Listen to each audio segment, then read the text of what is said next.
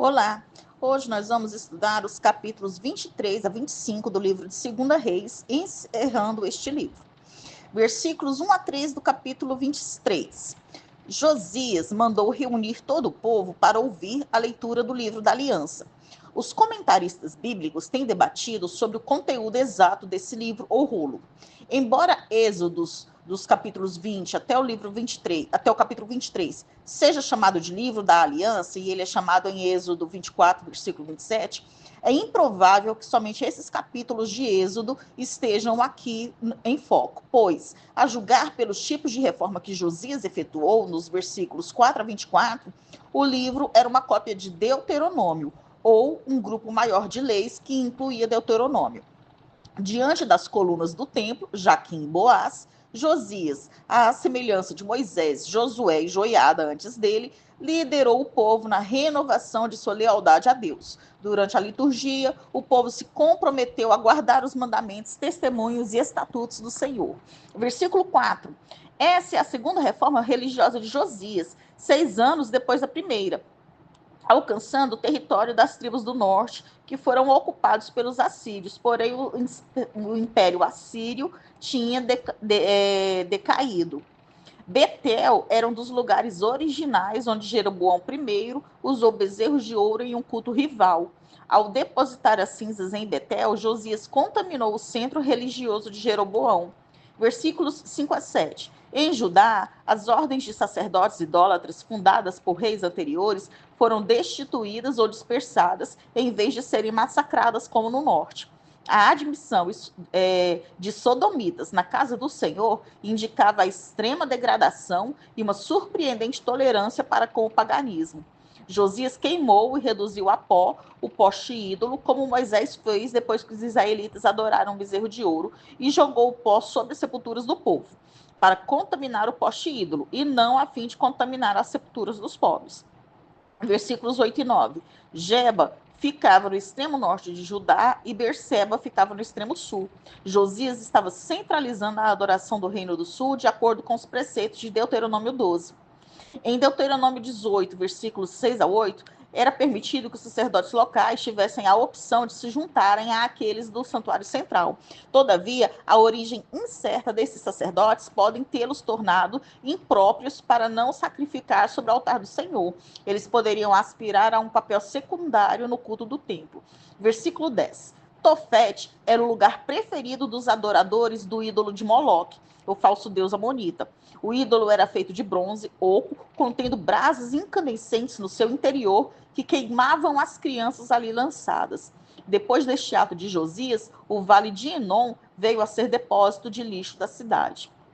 Versículo 11. Alguns dos povos vizinhos de Israel consideravam o sol como uma divindade, e o deus sol dos assírios era conhecido pelo título de Auriga. Miniaturas de cavalos em argila com discos solares sobre as cabeças têm sido encontradas em escavações feitas perto da área do templo. Versículos 12 a 14. Ao derrubar os altares usados na adoração astral, Josias reverteu a política de Acás, de Manassés e de Amon.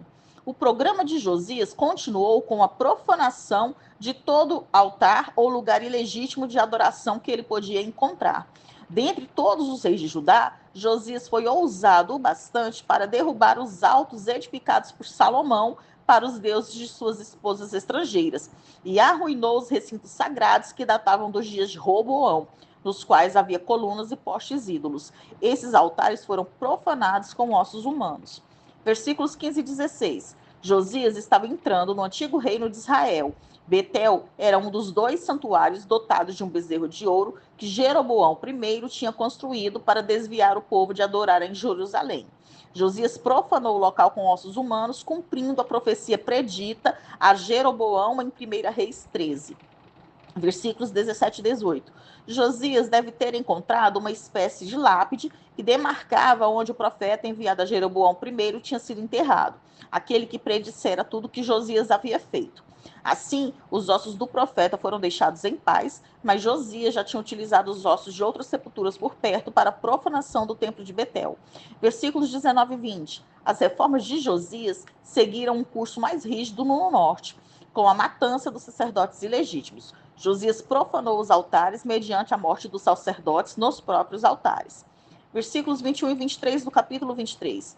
Está em foco Deuteronômio, especialmente o capítulo 16, versículos 1 a 8, que autorizava comer a Páscoa somente no santuário central. A Páscoa era originalmente observada em família. O ponto alto das reformas de Josias foi a celebração da Páscoa, foi o restabelecimento da vida ritual dos israelitas. Versículo 24. Os médiuns e os feiticeiros foram introduzidos por Manassés, apesar da lei mosaica ser clara sobre a proibição de tentar consultar mortos. Esse pecado esteve presente nos reinos do norte e do sul.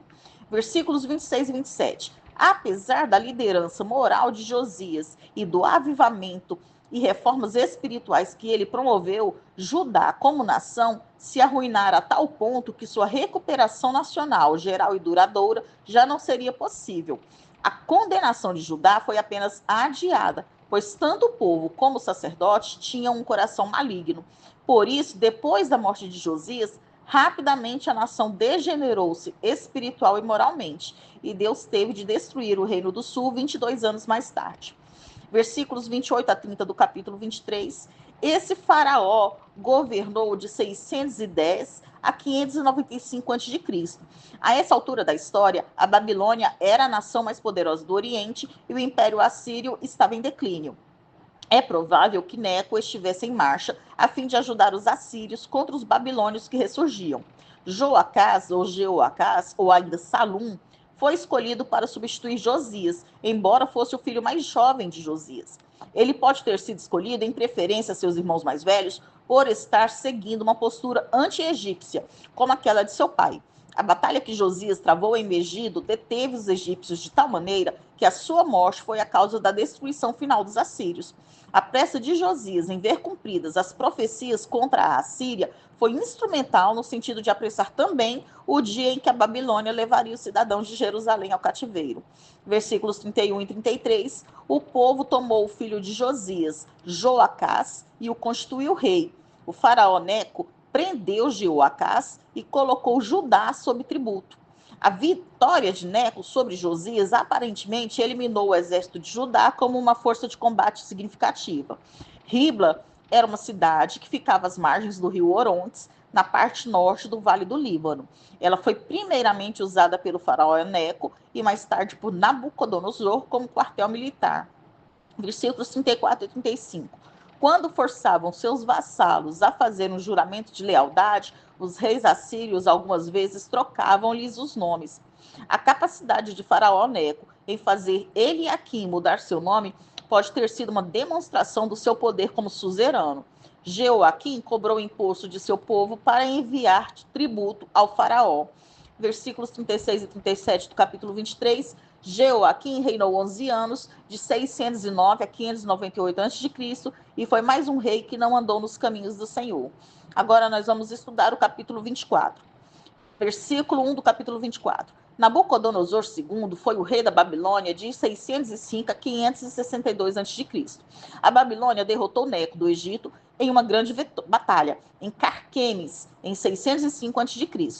E Judá se tornou vassalo da Babilônia no lugar do Egito. Jeoaquim foi vassalo de Nabucodonosor de 604 a 602 a.C.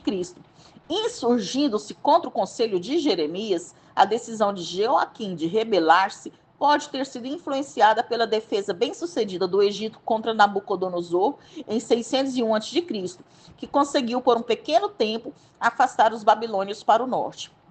Versículo 2 do capítulo 24. A reação de Deus contra a rebeldia de Judá foi imediata. Os sírios, moabitas e amonitas eram vassalos da Babilônia e provavelmente tenham sido compelidos a participar da invasão de Judá. Versículos 3 e 4. A derrocada de Judá foi o castigo divino contra um povo obstinado e impenitente, que continuou nos pecados terríveis de Manassés. A apostasia chegara ao seu extremo. Os sacerdotes e profetas falavam mentiras, ganância, trapaça, imoralidade, prostituição, injustiça, violência, repúdio à palavra de Deus e infidelidade caracterizavam o modo de vida do povo. Versículos 5 e 6. Os babilônios contra-atacaram e se aproximaram de Jerusalém. Jeoaquim morreu logo antes ou durante o cerco babilônico. Jeoaquim foi um rei tão mau que o versículo não informa sobre seu sepultamento, como todos os reis anteriores de Judá. Até Manassés tem informação de onde foi sepultado. Jeremias predisse que Jeoaquim seria sepultado como um jumento, sem ninguém para lamentá-lo, em Jeremias 22, versículo 19. Versículo 8 do capítulo 24.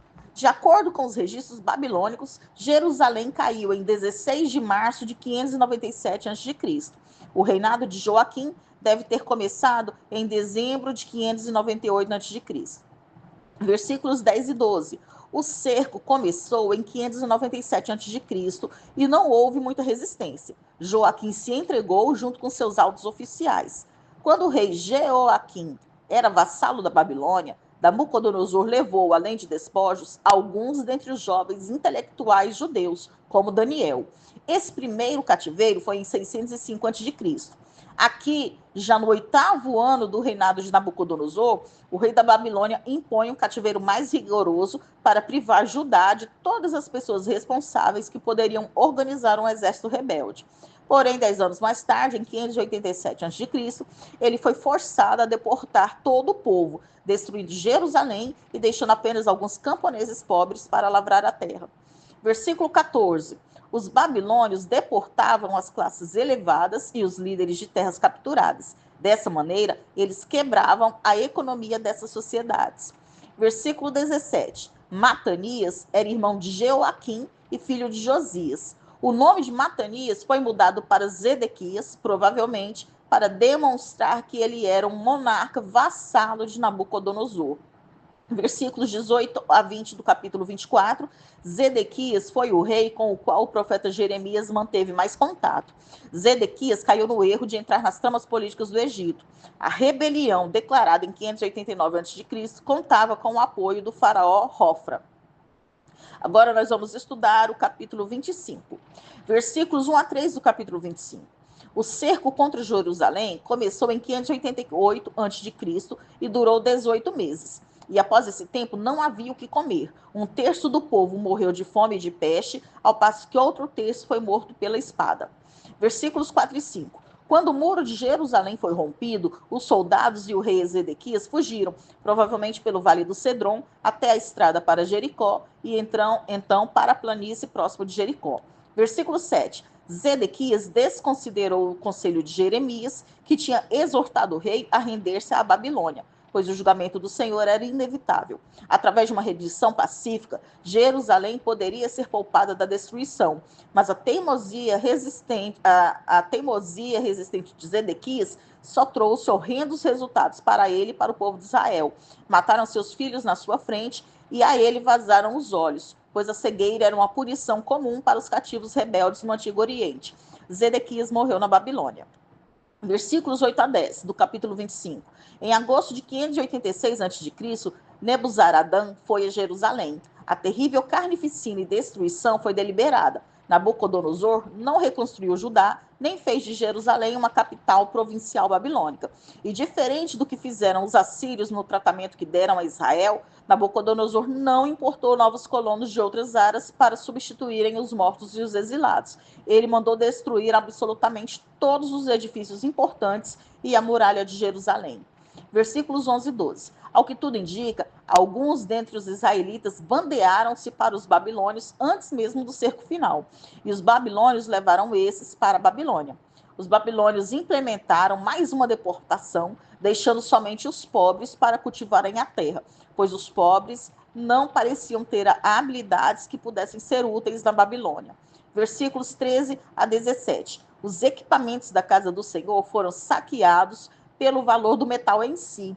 A lista dos objetos saqueados seria para os adoradores dedicados do Senhor Deus como uma lista de obituário. Tudo que ainda existia sobre a sua fé no Senhor Deus foram documentos que já tinham sido levados para o cativeiro.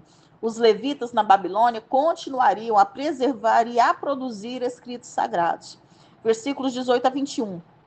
Os líderes representantes de Judá foram selecionados para execução pelos babilônios após serem levados para Ribla. Seraías era o sumo sacerdote. Ele era neto de Ilquias e um dos ancestrais de Esdras. Sofonias, líder do segundo escalão dos sacerdotes, era conhecido por ter recebido a responsabilidade de erradicar os supostos falsos profetas, sendo o profeta Jeremias seu alvo principal. Os babilônios provavelmente sabiam de sua posição anti-Babilônia quando o executaram. 60 homens do povo, provavelmente escolhidos aleatoriamente, também foram executados. Versículo 22. Tendo abolido a monarquia de Judá, Nabucodonosor nomeou Gedalias como governador. O pai de Gedalias, Aicão, apoiara Jeremias. Nabucodonosor escolheu um cidadão bem conhecido de Judá para ser o governador, a fim de trazer estabilidade à terra. O pai de Gedalias tinha sido um dos grandes conselheiros de Josias. Versículos 23 e 24. Gedalias morava em Mispá, a quase 13 quilômetros ao norte de Jerusalém. Gedalias parece ter sido um governador responsável, que poderia ter trazido certa estabilidade ao pequeno reino que tinha se tornado uma província babilônica. O profeta Jeremias e o governador se respeitavam. Gedalias disse aos oficiais para servirem o rei da Babilônia, provavelmente orientado pelo profeta Jeremias. Versículo 25 do capítulo 25. O avô de Ismael, Elisama, tinha sido secretário real do rei Jeoaquim. Ismael fazia parte de uma facção em Judá que via Gedalias como um colaborador e que queria resistir aos babilônios. Provavelmente Ismael tenha ambicionado o restabelecimento do trono de Judá, sobre o qual ele mesmo seria o rei. Assim, ele matou Gedalias, o que piorou as condições em Judá. Os exilados consideraram a morte de Gedalias uma grande perda. Eles instituíram dias de jejum para lamentar pela sua morte, bem como pela destruição de Judá e Jerusalém. Versículo 26. Temendo represálias dos babilônios por causa da morte de Gedalias, os líderes do golpe buscaram refúgio no Egito, onde governava um faraó anti-babilônico. A lei mosaica, em Deuteronômio 17, versículos 14 a 20, proíbe qualquer rei de Israel de levar o povo de volta ao Egito. Ironicamente, esses líderes do golpe, em sua busca pelo poder, tornaram-se culpados ao incorrerem em uma das maldições da aliança, voltando ao Egito, a terra da escravidão e do trabalho forçado. Versículos 27 e 30 do capítulo 25. Evil-Merodach era filho e sucessor de Nabucodonosor. Ele libertou do cárcere a Joaquim. Documentos administrativos da Babilônia mencionam o pagamento de rações de azeite e cevada a Joaquim, rei de Judá, bem como a 5 de seus filhos. Evil-Merodach pode ter iniciado esses atos de misericórdia por ocasião de sua coroação. O livro termina com o último representante do rei Davi vivendo em honra e saúde. A linhagem real continuou até chegar ao verdadeiro rei do povo de Deus, o leão de Judá, o rei dos reis, o resplendor da glória de Deus, nosso Senhor e Salvador Jesus Cristo. Nós terminamos aqui o estudo do livro de 2 Reis.